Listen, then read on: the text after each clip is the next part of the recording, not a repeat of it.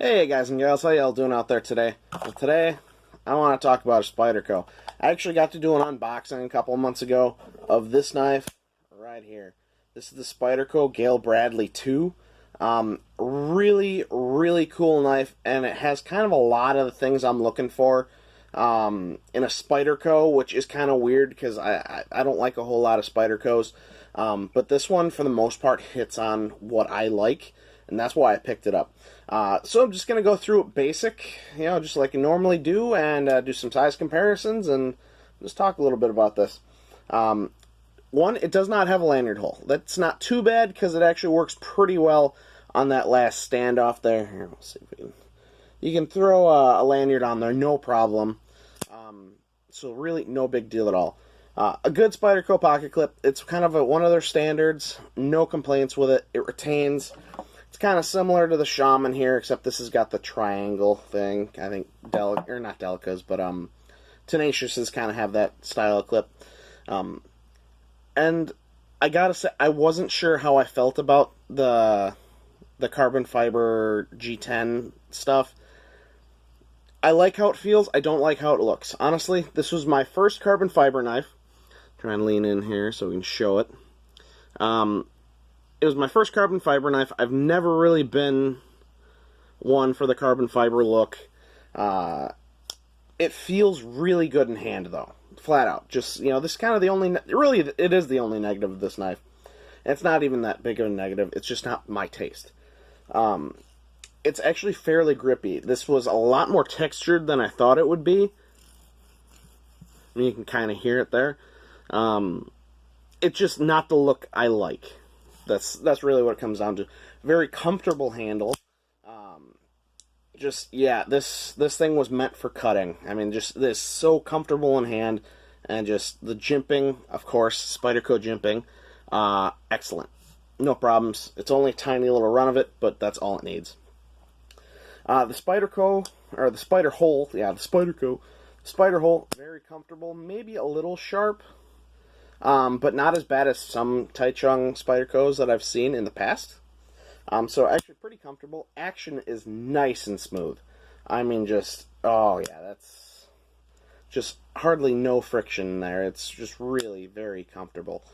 Flips open pretty nice. This one also rolls out pretty nice. I honestly kind of prefer rolling this one out. Now, this is the first time I've ever had CPM M4. Really kind of cool for me. I always love trying new blade steels. And of course, it'll never, ever focus, but oh well. We're only doing this in one take. Not like my other videos, like 10 or 12 sometimes. But like I said, CPM M4 is awesome.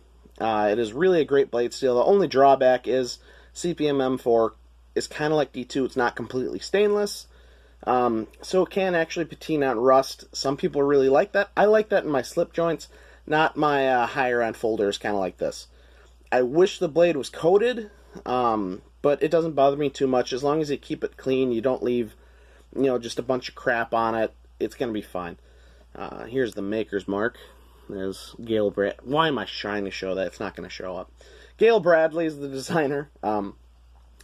Now, from what I know about the man, is he designs knives for, like, competitive cutting contests. And boy, this thing, it shows it.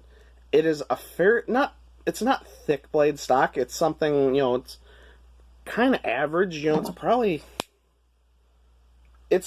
looks like it's going to be thinner, maybe a tiny bit thinner than, like your Griptilian here.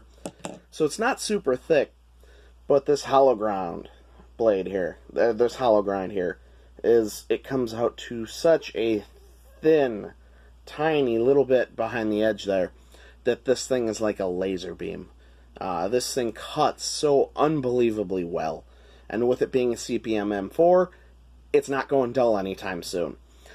Props on the blade. Note also, it has flats, so it's easy to clamp into, like, the Lansky system. For sharpening, which I'm not sure I'd want to try and sharpen this knife with it being CPM M4. At least on the Lansky system, I'd probably want something a little better than that. But the blade, total win. It really is. Overall, this knife is very, very good. I've seen some people have problems with the ergonomics just because you can actually see the liners actually stick up over the scales. It's an aesthetic choice, but some people really kind of have a problem with it. I don't find it to be uncomfortable. I haven't beat on this knife, but I haven't been, gentle on it. Really not a problem for me, at least. Maybe, I don't know, I have calloused hands. Maybe it just doesn't affect me. Alright, we'll do some size comparisons and we'll let you get out of here. Alright, got the Benchmade Griptilian. Back it up a little bit. Here you go. The Griptilian is definitely going to be shorter. This is, I know, it's actually a pretty long blade. It must be like 3.6 to 3.7. I honestly didn't look it up. Alright, this is the Buck Marksman. Definitely shorter than the Gayle Bradley. Blade length. Oh, okay, it's probably more like a 3.6 inch blade, because I know this is a straight 3.5. And then my only other Spyderco, the Shaman. Let's do it this way so I can actually see it myself. Yeah, the Shaman's definitely going to be shorter, but the Shaman has kind of more of a curve to it. Yeah. For the price, new, $155 on Amazon. I think it's worth it. You can usually find them anywhere between $120, $130 on eBay or used markets. I highly recommend it. The only thing, like I said, is I'm not a carbon fiber guy. It's just not me. Everything else about it I love. I wish they had gone with like just a plain G10. Just something simple. That's my only gripe with it. Alright, guys. Great knife. Go out and buy one. Thanks for watching. If you could do all that good YouTube stuff, like, share, comment, subscribe, and we'll see you later.